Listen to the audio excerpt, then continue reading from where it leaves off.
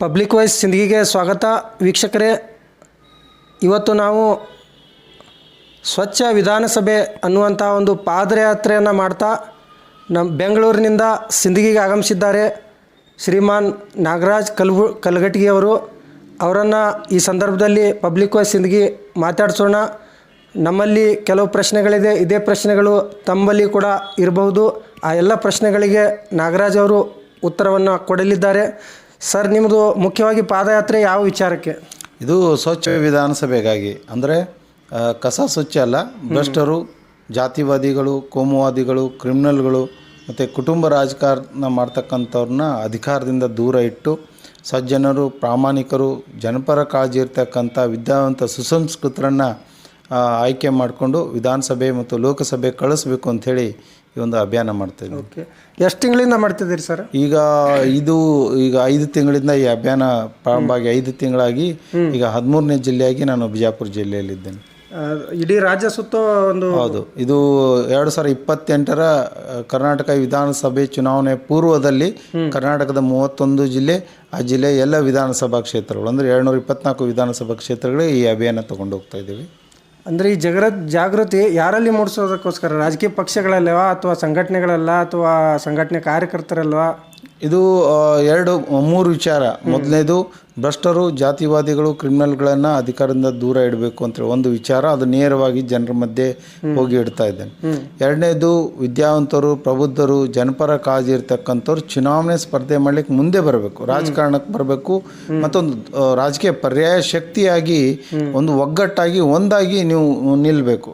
ಆಗ ಜನ ಆ ಒಂದು ಪರ್ಯಾಯ ಶಕ್ತಿಯನ್ನು ನೋಡಿ ಅವರಿಗೆ ಒಂದು ಮತ ಇದುವರೆಗೆ ಏನು ಆಗ್ತಾಯಿದ್ರೆ ಒಂದು ಬದಲಾವಣೆ ಮಾಡಿ ಇವ್ರಿಗೂ ಒಂದು ಅವಕಾಶ ಕೊಡಬೇಕು ಅನ್ನೊಂದು ವಿಚಾರ ಅವರಲ್ಲಿ ಬರಬೇಕು ಅಂದರೆ ನೀವು ಒಗ್ಗಟ್ಟಾಗಿ ನಿಲ್ಲಬೇಕು.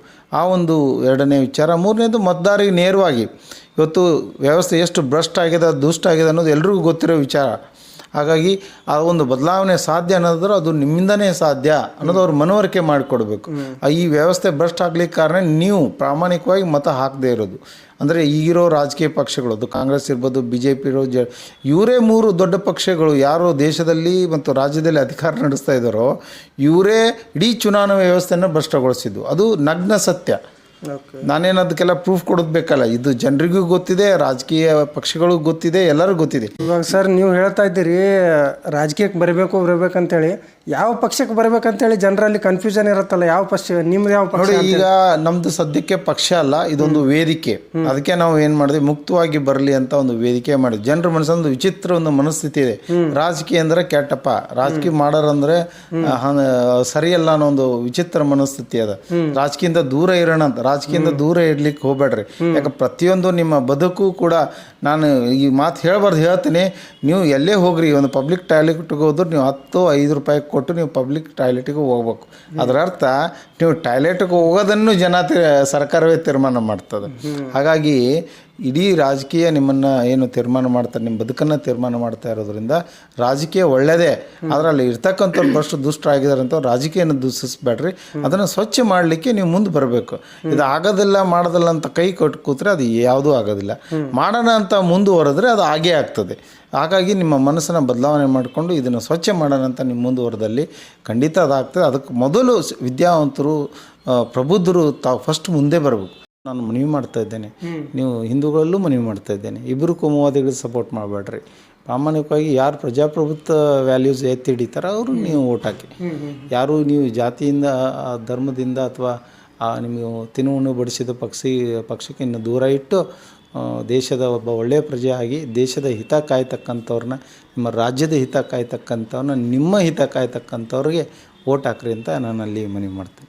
ವೀಕ್ಷಕರೇ, ಯಾವತ್ತೂ ಒಳ್ಳೆಯ ರಾಜಕೀಯ ಪಕ್ಷವನ್ನು ಅಥವಾ ಒಳ್ಳೆಯ ರಾಜಕೀಯ ಕಾರ್ಯಕರ್ತರನ್ನು ಹುಟ್ಟು ಹಾಕೋದ್ರಿಂದ ಬದಲಾವಣೆ ಸಾಧ್ಯ ಇಲ್ಲ.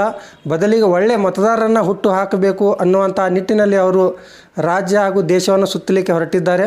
ಅವರ ಕಾರ್ಯ ಯಶಸ್ವಿಯಾಗಲಿ ಅಂತ ಪಬ್ಲಿಕ್ ವಾಯ್ಸ್ ಕೂಡ ಹಾರೈಸುತ್ತಾ ಅವರಿಗೆ ಈ ಸಿಂದಗಿ ನಗರದಿಂದ ಬೀಳ್ಕೊಟ್ಟು ಅವರ ಮುಂದಿನ ಪ್ರಯಾಣ ಸುಖಕರವಾಗಲಿ ಅಂತ ಈ ಸಂದರ್ಭದಲ್ಲಿ ಹೇಳಕ್ಕೆ ಬಯಸ್ತೇನೆ. ನಮಸ್ಕಾರ.